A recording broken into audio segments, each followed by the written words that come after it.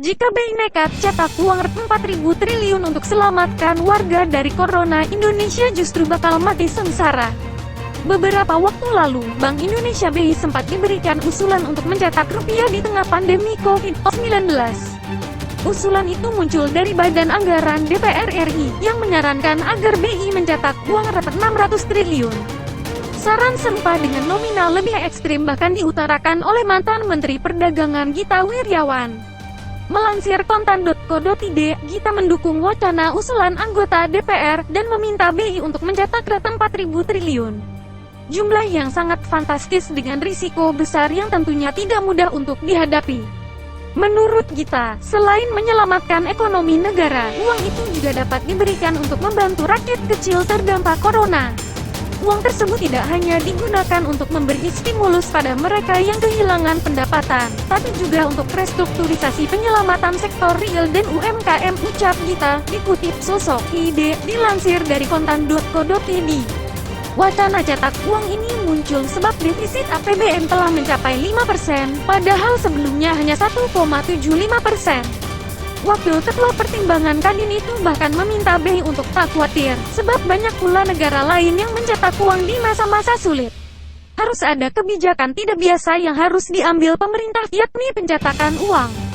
Meski diakui bertentangan dengan apa yang diajarkan selama ini, ujarnya. Pria yang pernah berkarir di Goldman Sachs ini menepis kekhawatiran adanya moral hazard dalam kebijakan cetak uang. Dia menganggap bahwa itu adalah alternatif paling mungkin untuk mencapai likuiditas. Kendati demikian, BI memberi indikasi tak akan mencetak uang tambahan untuk menambah dana atau likuiditas perbankan maupun untuk menambal defisit anggaran pemerintah. Sebab hal itu akan menyebabkan inflasi gila-gilaan yang kedepannya justru bakal menyengsarakan rakyat. Cetak uang yang tak dapat dikendalikan akan membuat nilai tukar rupiah makin berkurang, dan menyebabkan harga-harga melambung tinggi. Hal ini menjadi lebih parah karena permintaan produksi barang jasa makin rendah sehingga memicu situasi krisis yang makin mengerikan. Nilai tukar anjlok. Nilai tukar mata uang asing dipengaruhi oleh jumlah uang yang beredar. Jika peredaran rupiah makin bertambah, maka nilai kurs internasional bakal makin turun. Terlebih rupiah tak sama seperti dolar AS dan yen Jepang yang diterima di dunia.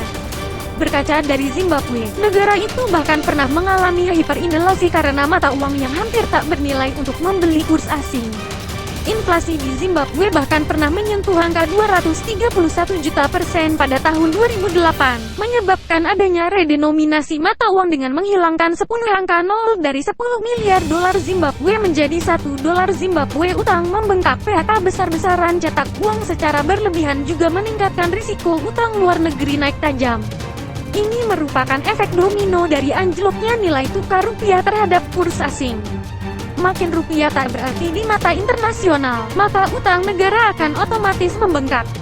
Sebagai mata uang yang tak diakui secara internasional, rupiah tidak dapat sekonyong-konyong dicetak tanpa pertimbangan. Beredarnya jumlah uang yang terlalu banyak juga mengakibatkan daya beli masyarakat anjlok. Mengakibatkan adanya PHK karyawan besar-besaran, karena banyak perusahaan yang menurunkan dan menahan produksi barang, jasa.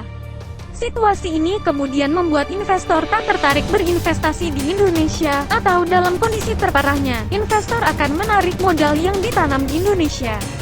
Bank Sentral tak ingin mengulang BLBI 1998. Gubernur BI Peri Warjio mengatakan, alasan lain mengapa BI menolak mencetak uang sebab Bank Sentral enggan mengulang kasus bantuan likuiditas Bank Indonesia BLBI saat 1998.